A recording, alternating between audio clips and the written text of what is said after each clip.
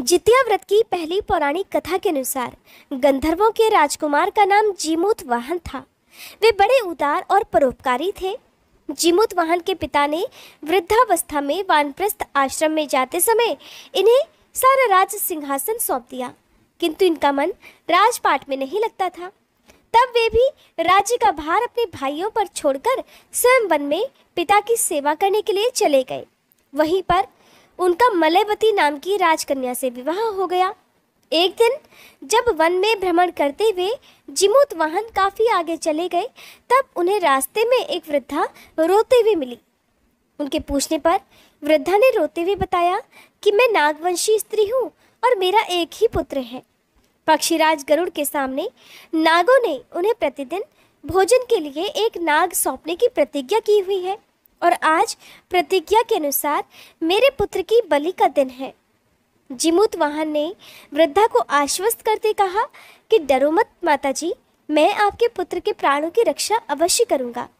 आज आपके पुत्र के बदले मैं स्वयं अपने आप को उसके लाल कपड़े में ढककर वध्यशिला पर लेट जाऊंगा। ऐसा कहकर जीमूत वाहन ने उनके पुत्र के हाथ से लाल कपड़ा ले लिया और वे उसे लपेटकर खुद को बलि देने के लिए चुनी हुई वध्यशिला पर लेट गए।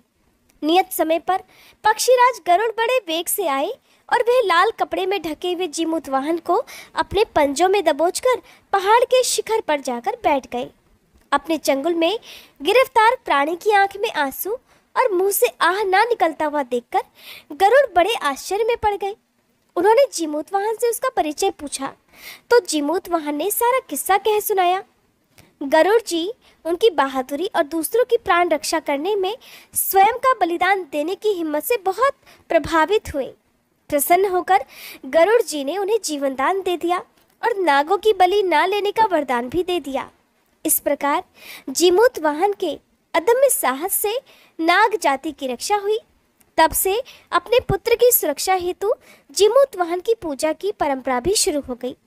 आश्विन मास के कृष्ण पक्ष की अष्टमी तिथि के दिन प्रदोष काल में पुत्रवती महिलाएं जीमूत वाहन की पूजा करके इस व्रत कथा को पढ़ती हैं और दूसरों को सुनाती हैं। अब सुनिए जितिया व्रत की दूसरी पौराणिक कथा। नर्मदा नदी के पास एक कंचनवटी नाम का नगर था। वहाँ के राजा का नाम मलयकेतु था और वहीं पर नर्मदा नदी के पश्चिम ओर बालूहटा नाम की मरुभूमि थी, जिसमें एक विशाल पेड़ पर चील रहा करती थी और उसी पेड़ के नीचे एक सियारिन भी रहती थी। चील और सियारिन दोनों ही पक्की सहेलियां थीं। कुछ महिलाओं को एक बार जितिया व्रत करते देख चील और सियारिन ने भी यह व्रत करने का संकल्प लिया और दोनों ने ही जीमूत वाहन की पूजा और व्रत करने का प्रण ले लिया। जिस दिन दोनों को व्रत रखना था, ठीक उसी दिन उस शहर के एक बड़े व्यापारी की मृत्यु हो गई और उनका दाह संस्कार वही मरुस्थल पर हुआ। मुर्दा देखकर सियारिन को जोर से भूख लगने लगी और वह खुद को रोक नहीं पाई, जिसके कारण उसका व्रत टूट गया। उधर चील ने खुद पर संयम रखा और पूरी श्रद्धा और नियम से अपना व्रत पूरा किया और अगले दिन व्रत का पारण भी किया। उसके बाद अपने अगले जन्म में दोनों सहेलियों ने पुत्री के रूप में एक ब्राह्मण परिवार में जन्म लिया। चील बड़ी बहन और सियारिन छोटी बहन बनी। बड़ी बहन का नाम शीलावती रखा गया और उसका विवाह बुद्धिसेन के साथ हो गया। छोटी बहन का नाम कपूरावती रखा गया और समय आने पर उसका विवाह उसी शहर के राजा मलयकेतु से हो गया। छोटी बहन कपूरावती अब कंचनवटी नगर की रानी बन गई। उधर धीरे धीरे समय बीता और भगवान जीमूत वाहन के आशीर्वाद से बड़ी बहन शीलावती को 7 पुत्र हुए, लेकिन कपूरावती के बच्चे जन्म लेते ही मर जाते थे। कुछ सालों के बाद शीलावती के 7 पुत्र बड़े हो गए और राजा के दरबार में काम करने लगे। उन्हें देखकर कपूरावती के मन में ईर्ष्या और जलन की भावना पैदा हो गई। उस ईर्ष्या की भावना में कपूरावती ने एक दिन राजा से कहकर शीलावती के 7 बेटों के सर कटवा दिए। फिर उन 7 सिरों को साथ में बर्तन में डालकर ढक दिया और शीलावती के पास भिजवा दिया गया। ये सब देखकर भगवान जीमूत वाहन ने मिट्टी की सहायता से सातों भाइयों के सर बनाए और सभी सिरों को धड़ से जोड़कर उन पर अमृत छिड़क दिया, जिसके कारण वे सातों भाई फिर से जिंदा हो गए और घर वापस लौट कर आ गए। रानी ने जो कटे हुए सर भिजवाए थे वह सब के सब फूल बन गए। उधर कपूरावती यह समाचार पाने को व्याकुल थी कि कब उसकी बड़ी बहन रोते और विलाप करते हुए उसके पास आएगी।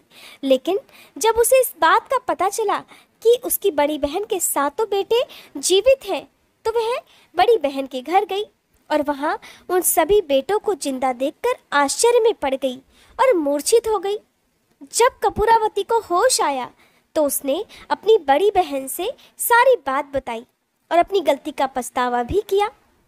भगवान जिमूतवाहन की कृपा से बड़ी बहन को उसके पूर्व जन्म की सारी बातें याद आ गई। तब उसने अपनी छोटी बहन को उसी पेड़ के नीचे लाकर पूर्व जन्म की सारी बात सुनाई। सारी बातें सुनकर कपूरावती को अपनी गलती का भारी पश्चाताप हुआ और उसने अपनी बहन से क्षमा मांगी। बहन के बताने पर फिर उसने भी जितिया व्रत किया तो उसके पुत्र भी जीवित रहे। इस प्रकार जितिया व्रत के दिन जो भी माताएं बहनें इस व्रत कथा को पढ़ती हैं और या दूसरों को सुनाती हैं, उनकी संतान दीर्घायु होती है।